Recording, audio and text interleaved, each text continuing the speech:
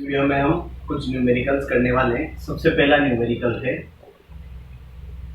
कुछ इलेक्ट्रोड्स के लिए, ठीक है। स्टैंडर्ड पोटेंशियल की वैल्यूज दी गई है, जिससे कि Mn2 प्लस Mn में जब रिड्यूस हो रहा है तो उसके लिए रिडक्शन पोटेंशियल की वैल्यू दी हुई है। Mn3 प्लस जब Mn2 प्लस में रिड्यूस हो रहा है तो उसके लिए रिडक्शन पोटेंशियल दिया हुआ है। Fe3 प्लस Fe में रिड्यूस हो रहा है उसके लिए रिडक्शन पोटेंशियल, और Fe3 प्लस Fe2 प्लस में उसके लिए रिडक्शन पोटेंशियल। और हमसे दो क्वेश्चन पूछे। पहला question, which oxidation state of Fe and Mn, iron और मैग्नीज की कौन सी ऑक्सीडेशन स्टेट किसमें से +2 और +3 में से ज्यादा स्टेबल है। मतलब आयरन और मैग्नीज के लिए इनको देखते हुए बताना है कि कौन सी ऑक्सीडेशन स्टेट ज्यादा स्टेबल है, +2 ऑक्सीडेशन ज्यादा स्टेबल है या +3 ऑक्सीडेशन स्टेट ज्यादा स्टेबल है। और दूसरा क्वेश्चन क्या है, which metal is easily oxidise in +2 oxidation state, मतलब कौन सी मेटल इजीली ऑक्सीडाइज होके +2, ठीक है, +2 फॉर्म में ऑक्सीडाइज हो जाएगी या +2 फॉर्म बना लेगी। ठीक है, देखो पहला क्वेश्चन देखते हैं। सबसे पहले इनको ऑब्जर्व करो, और ऑब्जर्व करने के बाद में देखो किसके लिए रिडक्शन पोटेंशियल, क्योंकि ये सारे क्या दिए हुए हैं रिडक्शन पोटेंशियल, तो देखो किसके लिए रिडक्शन पोटेंशियल की वैल्यू सबसे ज्यादा है। देखो यहाँ पे नेगेटिव में है, यहाँ पे पॉजिटिव है, और पॉजिटिव में देखा जाए तो 1.5 जो है सबसे ज्यादा रिडक्शन पोटेंशियल है। ठीक है, अब दूसरी बात क्या ध्यान रखनी है इस टाइप के क्वेश्चन के लिए, जिसके लिए रिडक्शन पोटेंशियल की वैल्यू ज्यादा होगी उसका इजीली रिडक्शन होगा। मैंने पहले ही बताया था इलेक्ट्रोकेमिकल सीरीज में। और जिसके लिए ऑक्सीडेशन पोटेंशियल की वैल्यू ज्यादा होगी उसका इजीली क्या होगा, ऑक्सीडेशन। क्लियर है, ऑक्सीडेशन पोटेंशियल हम निकाल सकते हैं, केवल साइन चेंज करना है, ऑक्सीडेशन पोटेंशियल आ जाएगा। देखो Mn2 प्लस Mn में कन्वर्ट हो रहा है, उसके लिए रिडक्शन पोटेंशियल कैसा है, नेगेटिव। इसका मतलब क्या हुआ, Mn2 प्लस इजीली Mn में रिड्यूस नहीं हो सकता, Mn2 प्लस इजीली Mn में रिड्यूस नहीं हो सकता। पर रिवर्स अगर बोलूं तो, ठीक है, इसी को मैं लिखूं Mn Mn2 प्लस, तो ये वैल्यू क्या हो जाएगी, पॉजिटिव में 1.2 वोल्ट। इसका मतलब क्या है, Mn का इजीली Mn2 प्लस में ऑक्सीडेशन हो जाएगा। क्लियर, यहाँ पे देखो Mn3 प्लस Mn2 प्लस में कन्वर्ट हो रहा है, और इसके लिए वैल्यू क्या है 1.5। इसका मतलब क्या हुआ, Mn3 plus easily Mn2 plus बना लेगा, ठीक है, इजीली रिड्यूस हो जाएगा। इसका मतलब क्या हुआ, Mn3 प्लस Mn2 प्लस में बदल के स्टेबल हो जाएगा। तो यहाँ कौन सी स्टेबल स्टेट हुई मैग्नीज के लिए, +2, T प्लस इजीली +2 में कन्वर्ट हो रहा है, क्योंकि वैल्यू क्या है, पॉजिटिव है 1.5। इसका मतलब Mn3 प्लस इजीली रिड्यूस होकर Mn2 प्लस बनाएगा और स्टेबल हो जाएगा। कौन सी ऑक्सीडेशन स्टेट स्टेबल हुई, यहाँ पे +2। इस केस में देखो Mn इजीली Mn2 प्लस में कन्वर्ट हो रहा है, क्यों, क्योंकि वैल्यू पॉजिटिव है, मतलब इसका इजीली ऑक्सीडेशन हो रहा है। और यहाँ भी कौन सी स्टेट स्टेबल है, +2। इसका मतलब दोनों ऑब्जर्वेशन से क्या पता चल रहा है, इस केस में मैग्नीज की कौन सी स्टेट ज्यादा स्टेबल है, +2 वाली। ठीक है, अब आयरन के लिए देखो Fe3 प्लस Fe में कन्वर्ट हो रहा है, ये वैल्यू नेगेटिव है। इसका मतलब Fe3 प्लस इजीली Fe में कन्वर्ट नहीं हो रहा है, ठीक है, नेगेटिव वैल्यू का मतलब है Fe3 प्लस का इजीली Fe में आयरन मेटल में रिडक्शन नहीं हो रहा है। इसको रिवर्स अगर लिखूं तो Fe इजीली Fe3 प्लस में कन्वर्ट होगा, क्यों, क्योंकि ये वैल्यू क्या हो जाएगी, पॉजिटिव। मतलब आयरन का इजीली आयरन 3 प्लस में ऑक्सीडेशन पॉसिबल है, पॉजिटिव वैल्यू ये शो कर रही है। पॉजिटिव वैल्यू का मतलब इजीली प्रोसेस हो रहा है, इजीली आयरन 3 प्लस में कन्वर्ट हो रहा है, स्टेबल हो जा रहा है। ठीक है, इधर देखो Fe3 प्लस Fe2 प्लस जब बना रहा है तो वैल्यू क्या है, 0.08। ठीक है, इसका मतलब क्या हुआ, Fe3 plus easily Fe2 plus में कन्वर्ट हो रहा है, ठीक है, वैल्यू पॉजिटिव है। और यहाँ Fe3 प्लस में कन्वर्ट हो रहा है, यहाँ भी वैल्यू पॉजिटिव है। ठीक है, इसका मतलब यहाँ से तो पता चल रहा है +2 स्टेबल है, और यहाँ से पता चल रहा है +3 स्टेबल है। अब ज्यादा कौन स्टेबल है, देखो कंपेयर करके, जब Fe3 प्लस Fe2 प्लस में कन्वर्ट हो रहा है, ठीक है, तो पॉजिटिव वैल्यू मतलब इजीली रिड्यूस होकर Fe2 प्लस तो बना रहा है, ठीक है, पर ये वैल्यू इस वैल्यू के कंपेयर में कम है, 0.4 ज्यादा है, 0.08 कम है। इसका मतलब क्या हुआ, कौन सा प्रोसेस ज्यादा फेवरेबल होगा, Fe3 प्लस में इजीली कन्वर्ट होगा। ठीक है, तो यहाँ पे कौन सी ऑक्सीडेशन स्टेट स्टेबल हो जाएगी, +3 वाली। ठीक है, तो पहले क्वेश्चन के लिए क्या आंसर है, Mn2+ ज्यादा स्टेबल होगा और Fe3+ ज्यादा स्टेबल होगा। क्लियर है। अब दूसरा जो क्वेश्चन है, which metal is easily oxidise in +2 oxidation state, कौन सी मेटल +2 ऑक्सीडेशन स्टेट में ज्यादा स्टेबल। ठीक है, तो देखो इधर मैंने बताया था रिड्यूसिंग पावर जो होती है, रिड्यूसिंग पावर रिडक्शन पोटेंशियल के इनवर्सली प्रोपोर्शनल और ऑक्सीडेशन पोटेंशियल के डायरेक्टली प्रोपोर्शनल होती है। ठीक है, ये चीज ध्यान में रखो, जो रिड्यूसिंग पावर है वो रिडक्शन पोटेंशियल के इनवर्सली और ऑक्सीडेशन पोटेंशियल के डायरेक्टली प्रोपोर्शनल है। ठीक है, तो देखो, और रिड्यूसिंग पावर का मतलब क्या है, यहाँ पे रिड्यूसिंग पावर का मतलब है सेल्फ तो मेटल क्या हो जाएगी, ऑक्सीडाइज, और अदर को क्या कर देगी, रिड्यूस कर देगी। दूसरी स्पीशीज को तो रिड्यूस कर देगी, उनका तो रिडक्शन कर देगी और खुद ऑक्सीडाइज हो जाएगी। ये पावर क्या होती है, रिड्यूसिंग पावर। ठीक है, तो जिसका रिडक्शन पोटेंशियल सबसे कम होगा, ठीक है, उसका रिडक्शन सबसे ज्यादा होगा, सॉरी उसका ऑक्सीडेशन सबसे ज्यादा होगा। जिसका रिडक्शन पोटेंशियल सबसे कम, उसका ऑक्सीडेशन सबसे ज्यादा, और जिसका ऑक्सीडेशन पोटेंशियल ज्यादा उसके लिए ऑक्सीडेशन ज्यादा। अब देखो यहाँ पे सबसे ज्यादा नेगेटिव वैल्यू किसकी है रिडक्शन पोटेंशियल में, मैग्नीज-2+ मैग्नीज में जब कन्वर्ट हो रहा है। ठीक है, मैग्नीज-2+ जब मैग्नीज में कन्वर्ट हो रहा है तो यहाँ पे रिडक्शन पोटेंशियल सबसे कम है। अगर इन सबको ऑक्सीडेशन पोटेंशियल में कन्वर्ट करते हो तो ये प्लस हो जाएगा, ये भी प्लस हो जाएगा, ये माइनस और ये माइनस। तो सबसे ज्यादा ऑक्सीडेशन पोटेंशियल किसका आएगा, जब मैग्नीज-2+ में कन्वर्ट होगा। क्लियर है। जब रिडक्शन पोटेंशियल से देख रहे हो तो सबसे कम वैल्यू देखो -1.2, इसका मतलब Mn2+ इजीली Mn में रिड्यूस हो जाएगा। ठीक है, पर यहाँ क्या पूछा है, कौन सा मेटल इजीली +2 में ऑक्सीडाइज हो जाए। तो ऑक्सीडेशन पोटेंशियल देखो सबके, इसको अगर ऑक्सीडेशन पोटेंशियल के फॉर्म में कन्वर्ट करना है तो साइन बदलना है, साइन बदलना है, दोनों पॉजिटिव दोनों नेगेटिव। अब ऑक्सीडेशन पोटेंशियल जिसका सबसे ज्यादा, उसके लिए ऑक्सीडेशन इजीली होगा, और ऑक्सीडेशन पोटेंशियल सबसे ज्यादा किसका है, 1.2+ का। इसका मतलब Mn इजीली Mn2+ में ऑक्सीडाइज हो जाएगा। ठीक है, तो आंसर क्या हो जाएगा, Mn easily oxidise to Mn2+। ठीक है, इस टाइप से ऑब्जर्व करते हुए इन क्वेश्चन को करना है। बेसिक कॉन्सेप्ट याद रखना है, जिसका रिडक्शन पोटेंशियल ज्यादा होगा वो इजीली रिड्यूस होगी स्पीशी, जिसका ऑक्सीडेशन पोटेंशियल ज्यादा होगा वो स्पीशी इजीली ऑक्सीडाइज होगी। क्लियर। नेक्स्ट जो क्वेश्चन है, एक सेल है डेनियल सेल, उसके लिए cell potential, standard cell potential दिया हुआ है 1.1 वोल्ट। ठीक है, ई नोट सेल की value given, E naught cell equals to 1.1 volt. वही पैटर्न है हमारा, सबसे पहले गिवन वैल्यूज ही लिखते हैं। ठीक, रिएक्शन दी हुई है और गिब्स एनर्जी पूछी है। गिब्स एनर्जी का फॉर्मूला जानते हैं, delta G naught equals to -NF E naught cell, ये वैल्यू गिवन है।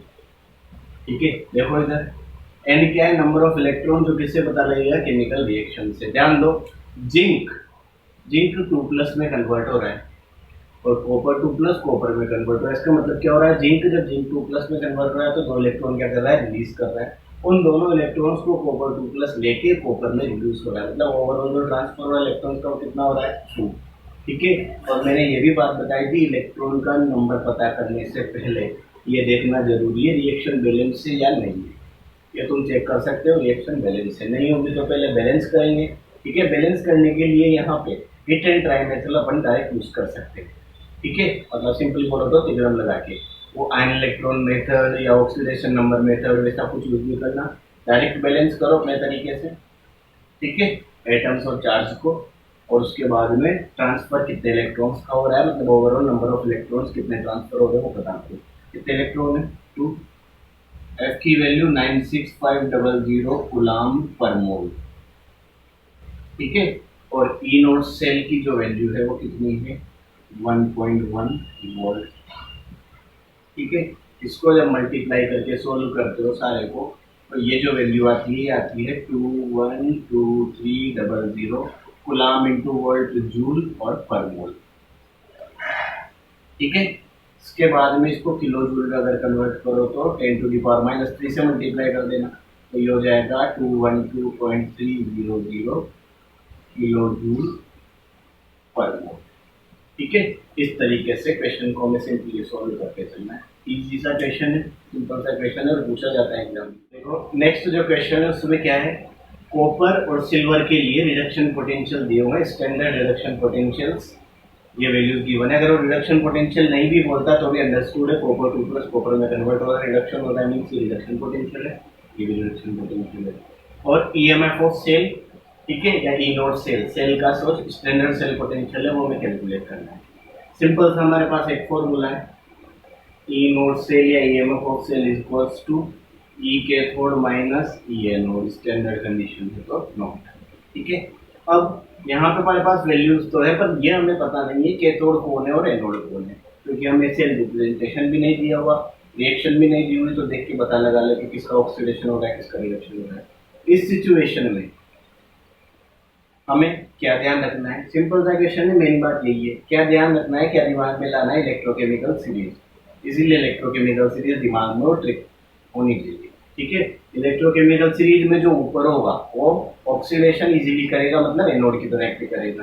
तो कॉपर और सिल्वर में कौन आता है ऊपर, कॉपर आता है, ठीक है, सिल्वर नीचे आता है। तो एनोड कौन है यहाँ पे, एनोड है कॉपर, कैथोड है सिल्वर, ठीक है। ई cathode minus E anode, cathode कौन है, सिल्वर, Ag प्लस Ag में कन्वर्ट होगा, मीन सिल्वर इलेक्ट्रॉन तो क्या है, कैथोड, और एनोड कौन है, copper, E not Cu2 plus Cu, ठीक है। अब वैल्यूज पुट कर दो, पॉइंट कितनी वैल्यू गिवन है सिल्वर के लिए, 799 माइनस 0.337, कितना आ जाएगा, 0.462 वोल्ट, ये क्या आ गया, इस सेल के लिए सेल पोटेंशियल है। सिंपल सा क्वेश्चन है, बस थोड़ी सी सोचने वाली बात थी, एनोड कैथोड फाइंड आउट कर। नेक्स्ट क्वेश्चन है, एक सेल है जिसका ईएमएफ प्लस 2.7 वोल्ट है, कॉपर का स्टैंडर्ड इलेक्ट्रोड पोटेंशियल 0.34 वोल्ट है, तो मैग्नीशियम के लिए इलेक्ट्रोड पोटेंशियल फाइंड आउट करना है। देखो एक ही फॉर्मूला है, E naught cell equals to E cathode minus E anode, ठीक है। कब, जब इनके रिडक्शन पोटेंशियल पता हो। यहाँ पे जो कॉपर के लिए दिया गया है वो रिडक्शन पोटेंशियल मैंने बताया था, जब मेंशन नहीं होगा तो by default reduction potential he given होगा, तो यहाँ पे कॉपर के लिए रिडक्शन पोटेंशियल की वैल्यू गिवन है, ठीक है। मैग्नीशियम के लिए इलेक्ट्रोड फाइंड आउट करना है और ओवरऑल हमें पता है। अब देखो इसमें वही एक प्रॉब्लम आ रही है, कौन एनोड है कौन कैथोड है, ठीक है। तो देखो इधर मैग्नीशियम और कॉपर में इलेक्ट्रोकेमिकल सीरीज में ऊपर कौन आता है, मैग्नीशियम आता है, मतलब मैग्नीशियम किसकी तरह एक्ट करेगा, एज एन एनोड, ठीक है। देखो ई नोट सेल की वैल्यू कितनी है, 2.7 वोल्ट, ई नोट कैथोड, कैथोड यहाँ पे कौन है, ई नोट, ठीक है। कौन है कैथोड, कैथोड होगा यहाँ पे कॉपर इलेक्ट्रोड, ठीक है, Cu2 plus Cu minus E naught anode कौन होगा, Mg2 प्लस Mg में कन्वर्ट होगा, ठीक है। अब देखो इधर जब इसको सोल्व करोगे 2.70, कॉपर के लिए वैल्यू है 34 minus E note magnesium 2 plus magnesium, ठीक है। इसको इधर ट्रांसफर करो तो ये वैल्यू हो जाएगी 2.70 minus 0.34 to minus electrode potential of magnesium, ठीक है। देखो इसको जब सोल्व करोगे तो हमारे पास जो आंसर आने वाला है वो कितना आएगा, 2.36, वो भी किसमें, नेगेटिव में आएगा।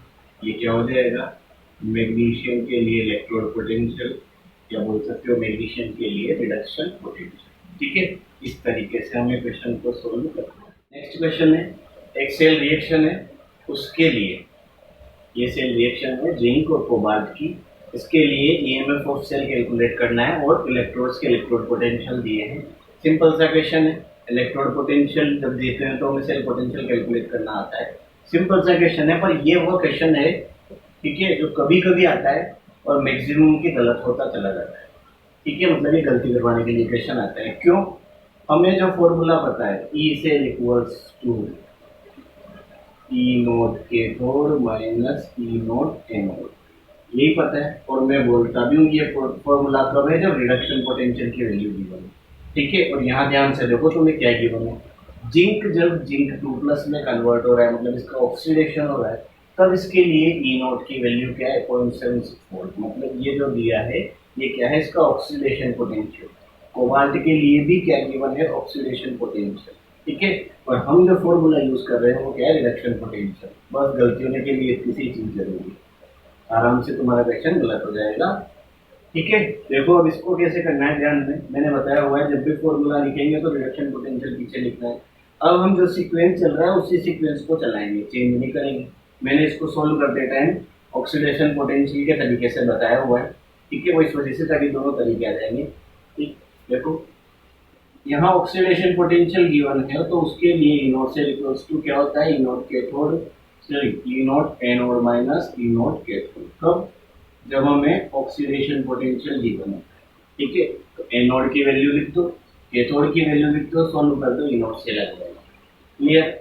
एनोड कौन है, जिसका ऑक्सीडेशन हो रहा है, जिंक जिंक 2 प्लस में कन्वर्ट हो रहा है एनोड है, कोबाल्ट 2 प्लस कोबाल्ट में रिड्यूस हो रहा है कैथोड है। तो एनोड पता है, कैथोड पता है, ऑक्सीडेशन पोटेंशियल पता है, डायरेक्ट फॉर्मूला में वैल्यू पुट करो और सवाल हो जाएगा, ठीक है। पर हम जो सीक्वेंस फॉलो कर रहे हैं, हम मैक्सिमम टाइम जो क्वेश्चन आता है, मैक्सिमम टाइम जो फॉर्मूला यूज आ रहा है वो क्या आ रहा है, E naught cell equals to E naught cathode minus E naught anode. क्यों, क्योंकि हमें मैक्सिमम टाइम क्या गिवन है, रिडक्शन पोटेंशियल की वैल्यू गिवन है। तो हम इस क्वेश्चन को भी इसी तरीके से सोल्व करेंगे, मतलब हम हमारा एक ही पैटर्न बना के चलेंगे, ठीक है, रिडक्शन पोटेंशियल वाला फॉर्मूला, ताकि दूसरा कोई फॉर्मूला याद रखना ही नहीं पड़े।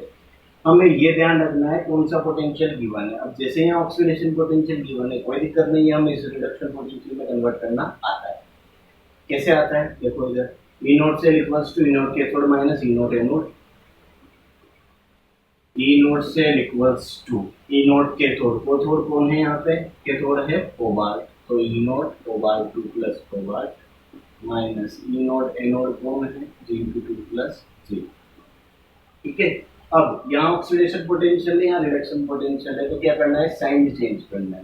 कोबाल्ट के लिए वैल्यू कितनी है 0.28, तो साइन चेंज करोगे तो 0.28, इसका नेगेटिव का फॉर्मूला का माइनस। जिंक के लिए वैल्यू कितनी है 0.76, साइन चेंज करोगे तो 0.76, ठीक है। अब देखो माइनस 0.28 प्लस 0.76, ठीक है। अब सिंपल सोल्व करना है, कितना आ जाएगा, ई नोट सेल प्लस के 0 पॉइंट, ठीक है, कितना आएगा 48 वोल्ट। इस तरीके से मैं सिंपली इसको सोल्व करूँगा। नेक्स्ट जो क्वेश्चन है, अब डिफरेंट क्वेश्चन है। देखो ये एक्सेल रिप्रेजेंटेशन गिवन है, E note Ni2 plus Ni मतलब निकल के लिए स्टैंडर्ड इलेक्ट्रोड पोटेंशियल, ठीक है। ओरम के लिए स्टैंडर्ड इलेक्ट्रोड पोटेंशियल गिवन है और ई नोट सेल, ठीक है, सॉरी ईएमएफ ऑफ सेल हमें फाइंड आउट करना है, मतलब ई सेल फाइंड आउट करना है, ठीक है।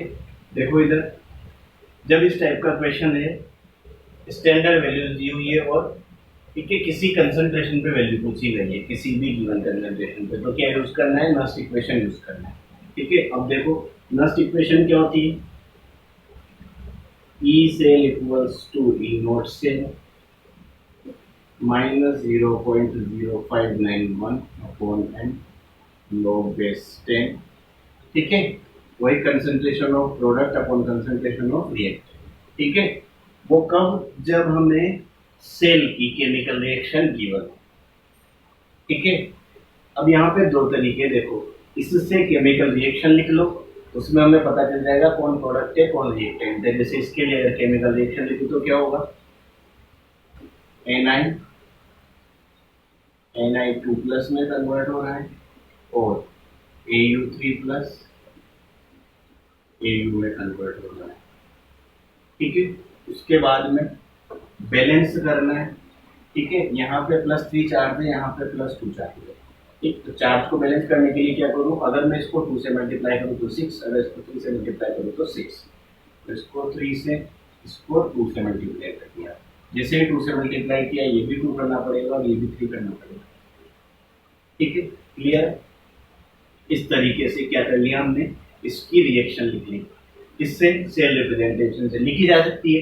Ni2 प्लस का मतलब क्या है, Ni2 प्लस में कन्वर्ट हो रहा है, और Au3 प्लस का मतलब क्या है, Au3 प्लस Au में कन्वर्ट हो रहा है।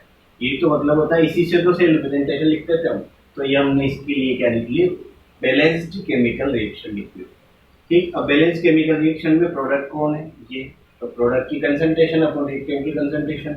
यहाँ पे ओरम सॉलिड है, सॉलिड की कंसंट्रेशन 1 लेंगे, तो क्या आ जाएगा, Na2+ की कंसेंट्रेशन, आगे जो कोफिशिएंट है वो कहाँ चला जाएगा, पावर पे चला जाएगा।